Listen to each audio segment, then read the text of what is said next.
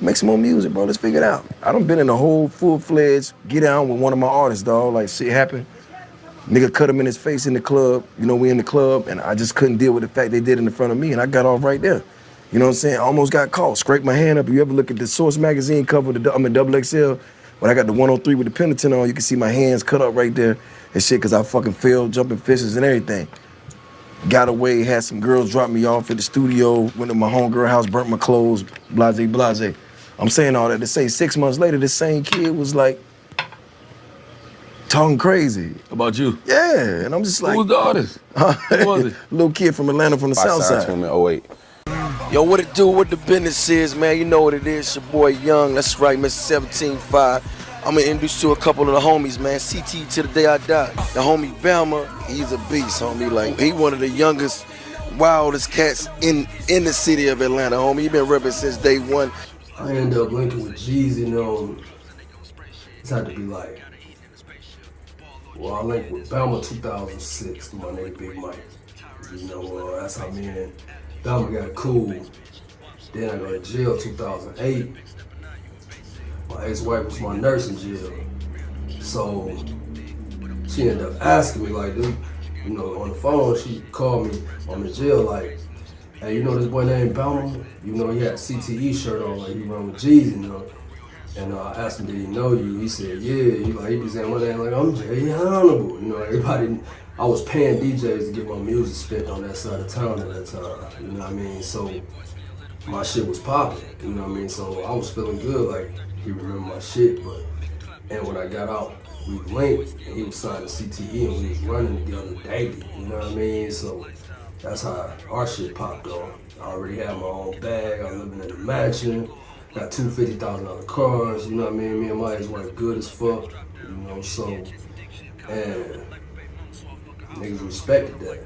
In 2009, around June 18th, bumped into some guys, you know. G's had a situation with a dude, bumped into him. It was the night before I was at Pearl by Greenbrier Mall, and I bumped into him at their party. Drama and the rest of the affiliates had a party. Me and Bolo was in there trying to promote a song I had with Gorilla Zoe, and I ain't had no knowledge that it was an affiliate party or whatever, but it appeared to the affiliates that I was coming in there on behalf of Jeezy to handle them on their situation, when I really was just trying to get my song played. So they surrounded me in that club that night, actually, but the security kind of broke it up and ain't nothing happened. So the very next night, we was in goddamn Lucky Lounge that I was speaking of on I think it was a Wednesday, because Pearl was on a Tuesday. The following day was Wednesday at Lucky Lounge.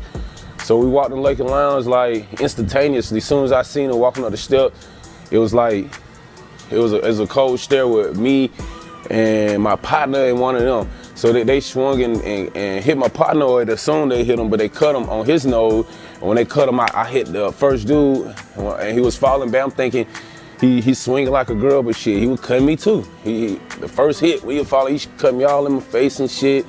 And we just going at it, me fighting all the security and everybody with them, and you know, bloodbath. It's a crazy situation, but I made out that bitch alive. You know, I got close to like 10 cuts from that, you know what I'm saying? In my head, you know, a scar on my face, my arm, everywhere, you know what I'm saying? So it's lifelong wounds I gotta live with from that situation. The reason I chose to leave CTE was, it wasn't really the stabbing, but it was like, damn, once I got stabbed and everybody knew the reason why I got stabbed, you know, it wasn't my shit, but okay, he beefing, I gotta take up for him, or I gotta, you know, just do my position. Once I got stabbed, I just figured that he at least goddamn reach out to me, you know, come to the hospital or something. The nigga ain't do nothing, and then he kind of wanted me to not come to the birthday bash. I forgot what birthday bash it was, but I was supposed to perform at the birthday bash. I was super excited, gonna be my first time ever performing at the birthday bash, and he was like, yo, Bama, you know what I'm saying, you're in bad shape, man. I don't think it's a good thing for you to come to the birthday bash, and you know, the beef and shit was still there. I'm like, bro, at least let me come and support you and all that, but he wasn't feeling that shit because of what was in the XXL and the Source and shit. So I ended up just sitting that shit out, and then about 6 months passed, and I realized that he, not only did he not give a fuck I was stabbed, he really ain't tried to help me out financially. And I was getting evicted out of my spot and all this, and walking around this big ass medallion, this chain on my neck with, I'm getting evicted and shit. No will, all this is like, damn, I'm signed, I'm an artist signed to a label and I ain't got none of this shit. And I got partners going to regular 9-to-5s and got shit. So it was just something wrong with that picture. So I just made a decision with myself just to take that risk on my own, you know what I'm saying? So I just walked away and was hoping that everybody that was with me when I was with them came with me, but it wasn't like that. I don't know him. I couldn't believe it. Yeah. But it's just like I almost risked everything I got. But, everybody at the time was like, oh yeah, Young a real one. If you look at the history of me and where I've been at with the music, you never really heard me going at nobody about no petty shit, bro. Like, that ain't even, I'm too busy, man. I got too much shit going on. I got too much shit in my head, bro. Like, I ain't even, I'm a defense nigga, man. You come playing, like, you gonna get your issue. That's just that. Yeah, you asked me about the stabbing. Okay, yeah. Yeah, when my bro Bama, he ended up getting stabbed up, fucking with DJ Drum and them people. I was actually enjoying my birthday. I think it was like July, either 2009 or something like that. I was enjoying my birthday. I went to Detroit for my birthday. And funny story, because this is how I ended up getting violated. I had to go on the run for my attempted murder charge because I forgot to tell my PO that I was taking a trip to Detroit for my birthday, and I ended up getting a ticket in Ohio. So they ended up catching me up on that shit later. But I would have been in the club with Bama and Jeezy and them if I was in town, you know what I mean? But I wasn't there, so I was just fucked up when I heard the news. He hit me up. I seen it on the news in Detroit, and saying Lucky Lounge just happened, the stabbing.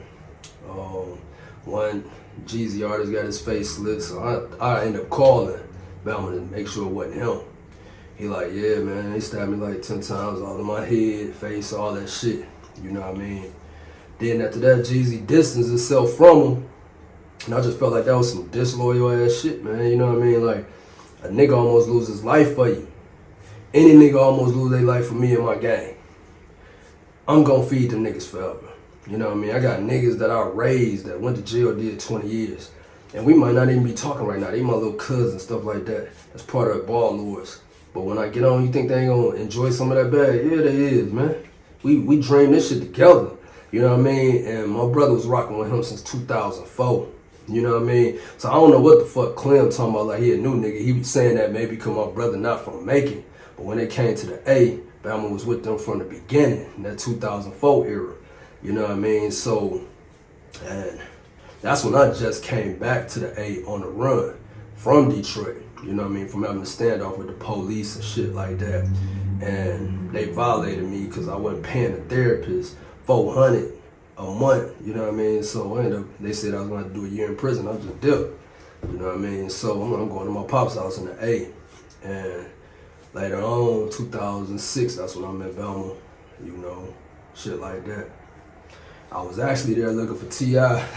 on the run. I'm like, because his ex-girl, Sabah, stayed on my corner. I lived 6722 Collier Way, Riverdale. You know what I mean? So his ex stayed on my corner, and I used to try to talk to her sister, Souljah. And we both went to Riverdale Middle School together, all of us. You know what I mean? So I don't know if the nigga was from Riverdale or not. You know what I mean? But if you going to school over there, you had to be a citizen. You know what I mean? It was shit like that back in the day. So I don't know what's the deal with the Bankhead and Riverdale shit. You know, but later I heard Riverdale niggas ain't like him because he was claiming Bankhead, and Bankhead niggas ain't like him because they say they knew he was from Riverdale. So when I actually link up with him at Uptown Comedy on Northside Drive and shit, Duval was hosting. One of my gang members from Detroit, part of my Detroit Mad Ballers, used to do music with. We made our first songs, we were like 15 in Detroit. I ran into him the day before I had to do a show for Grand Hustle. They had Grand Hustle night on Wednesdays at Uptown Comedy, and Duval hosted it. So I ran into him, he like, I'm in my Lex on Peachtree. He in the Range Rover right next to me that I ended up finding out later my nigga Floss was funding and shit. I didn't even know he was his artist and shit. I didn't even know Floss then. Later on when I went back on the run, I ended up meeting Floss. But I'm seeing my nigga product and I'm like, nigga, what the fuck you doing out here? He like, nigga, I'm out here fucking with Grand Hustle. You know what I mean? So I'm like, damn, that's sweet. You know what I mean? I'm like, I got to do a show for them niggas tomorrow. He like, I'm gonna be there. Yeah, Uptown Comedy. I'm like, yeah. He like, come over to my loft. You know, so he tell me to come over to his loft. I go over there. He like, yeah, I fuck with Jason Jeter. I fuck with Doug Peterson. I fuck with Clay. I fuck with such and such, such and such. You know what I mean? Come up here, fuck with your boy and shit. After you heard my music, like, this shit slapping. You still got it. You know what I mean? I'm like, all right, I'll come do a song with you. He like, no, you know what I mean? Come fuck with your boy. And I'm like, I don't know what he talking about. He might have been meaning come smoke or whatever. I don't know. So I was skeptical a lot of the ATL slang when I first got back. Like, what the fuck he on? You know what I mean? Later he told me, no, nigga, that's just our slang. Come fuck with your boy. You know what I mean? But I was thinking it was some gay shit, to be honest. You know, I'm like, what the fuck? So I was acting kind of weird about it. You know, my bro ain't on no time like that or nothing like that. So I was like, I just ain't know the lingo. You know what I mean? But I was uncomfortable. If a nigga say come fuck with your boy, I might say, yeah, I'm gonna come fuck with you, or I fuck with you the long way. I ain't like it. You know what I mean? So I wasn't gonna say it. You know. So I ended up going to do the show with I ended up going there. My boy Product was right there with T.I. and Tiny. And me and my girl, we drove my Navigator truck up there. You know, a girl named Ann Robinson at the time. That was Charlotte from College Park Records' best friend. You know, we up there, and I guess he told T.I. like, hey, my brother I went to school with in Detroit and made songs with and went to Job Corps with and all that shit. He said he went to school with you in Riverdale. He over there such and such. You know what I mean? I'm honestly trying to get a record deal.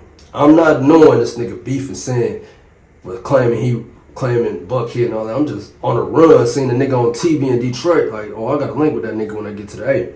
You know what I mean? So I'm honestly not on no spiteful shit, because I ain't even knowing what the fuck going on. So when he told me to come up to the stage, my boy Prada like, come on up here with us. So I'm getting up to go up there. See, I like, oh, no. You know what I mean? And do some shit like that. So I'm like, what the fuck wrong with this nigga? You know what I mean? So I sit down. I shot the bird up there, to be honest, like that. Later on, T.I. jumped down off the balcony and going to the bathroom. The nigga stopped him right in front of me. I'm about to be like, what up, nigga? You know what I mean? And the nigga shoved me a little bit, like shoved his hand while he talking to the niggas. I shoved the nigga back. You know what I mean? And we in the club. We all his niggas. They done let me in. I done came in early. I got a big ass 9 with a extended clip on it and shit. And we had them big ass t-shirts back then, so nigga couldn't see it. And I got a big ass hoodie on. You know, I got these tats on my face. I'm looking crazy as hell. And tats wasn't popular. You know, I got them while I was on the run. I used to draw them on my face in 2001 in Florida when I was fucking with Sony. They told me don't put it on there. A guy named Isaiah Sistrunk, you know, in case Mariah Carey wanted to do a song with me and shit. But later, me and my people's Ginger Rosalina, me and her went and got my face tatted and shit. You know what I mean? So, cut a long story short, so I ended up performing. It could have been my fault. I ain't gonna say it's because of the Riverdale situation or anything. Like T.I. probably like, oh, this nigga told Product I was in school with him in Riverdale. I was just being honest. I ain't know he had no smoke about that shit. You know, I'm just trying to get a deal. I'm excited for the nigga. I never had no hate for him. I love the music. I'm happy as hell he made it. The nigga that went to school with me, we used to battle rap. My nigga Carlos Brown used to make us battle rap together.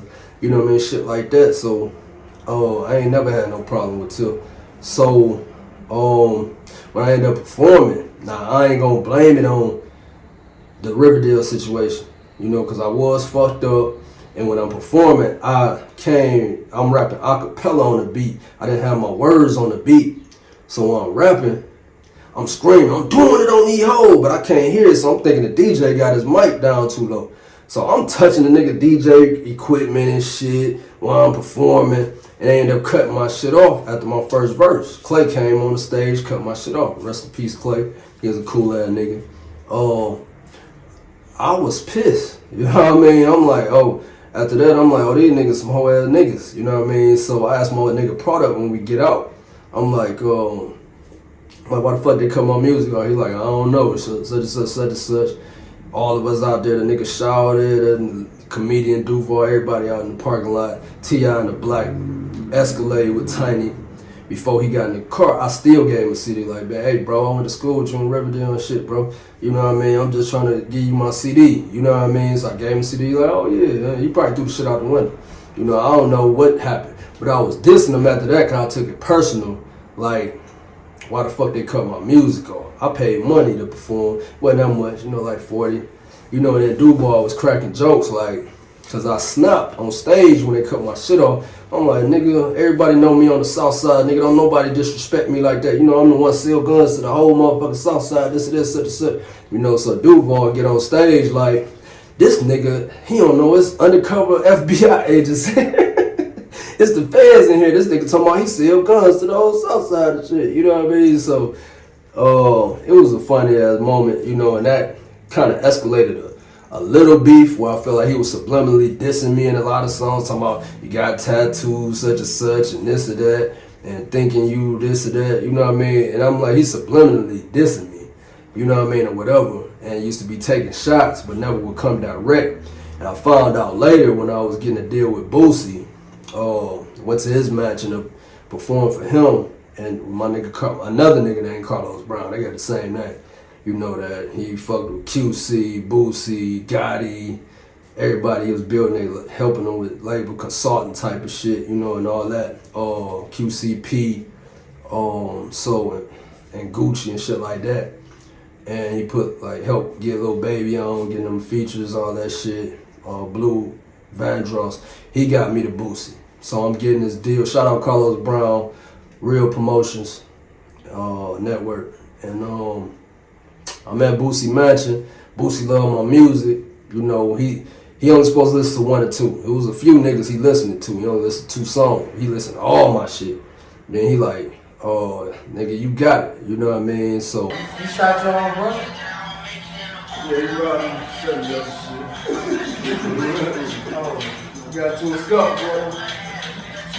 They just said, nigga 6'6", you know what I mean? They just got out, they 12 years, you know, scared. You gotta explain. I just heard it in the song. I'm gonna let it. He shot his brother. He shot his brother. Because I love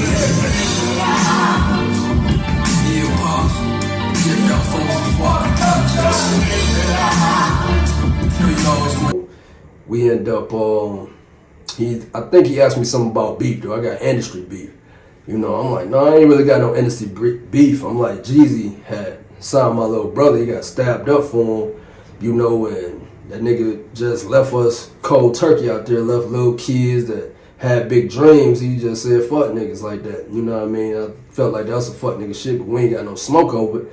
And then I told him about the T.I. situation. I'm like, and I performed for Tip. You know, I went to school with him in Riverdale and shit like that. So I went on the run in 2004 back to the A, and I was trying to link with him. I performed for him. They cut my music off. You know, I got the tripping. You know what I mean? So I guess Boosie called Tip up and told him about, like, this nigga saying you from Riverdale, saying he know you. And it's a situation where, see, Boosie didn't know we was the same age. This shit funny.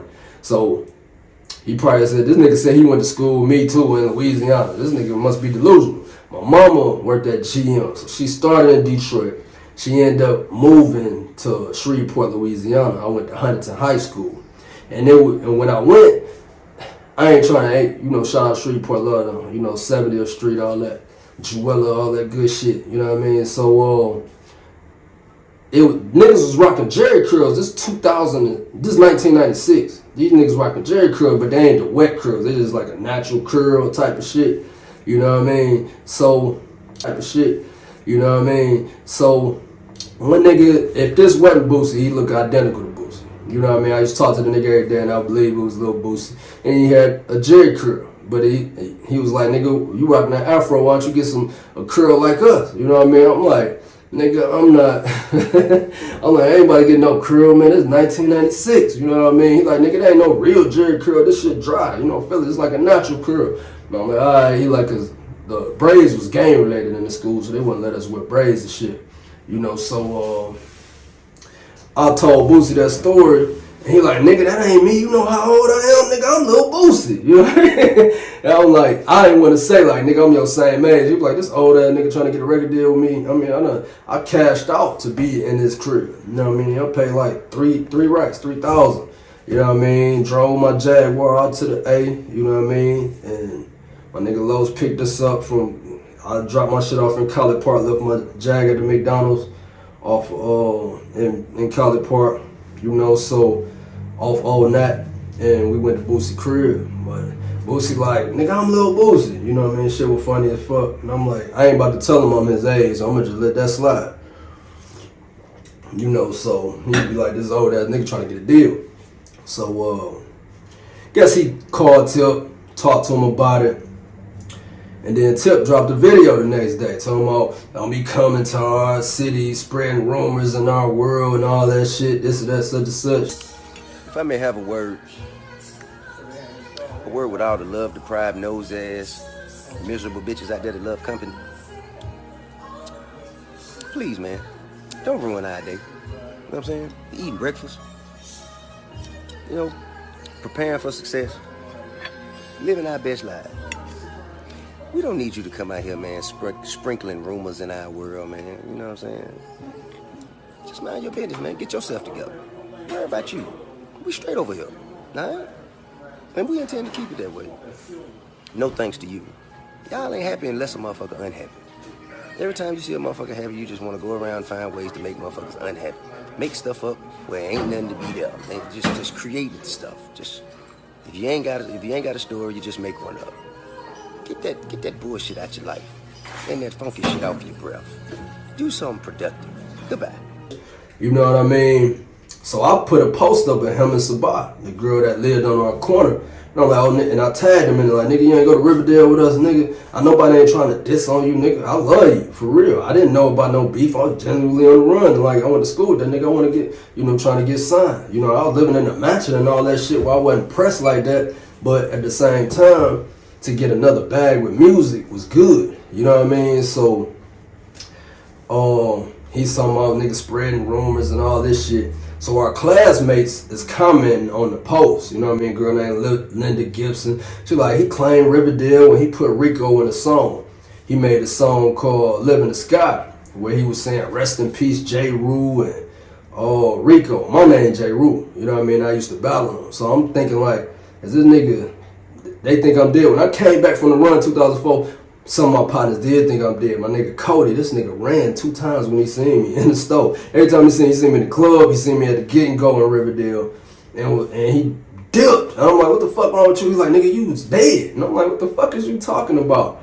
I also like dedicating this to my homeboy J. Rue, Jamal Hendricks, what's happening? Also my partner Bankhead, Man Lee Horn. And maybe that, I don't know if that song or a little kid spread rumors, because after my partner Rico got killed, my mom just caught me with a gun in Detroit. I was 15. Then I go to the A. She sent me to the A like, your father got to deal with you. He caught me with a gun. So this is the time where Cody was dipping and running and shit. So I ended up going back to Detroit. At the time when he was dipping and running, that's 2004. You know, that was like 1999, 90 when my boy Rico get killed. What time was that? Yeah, this was all the same time on that time.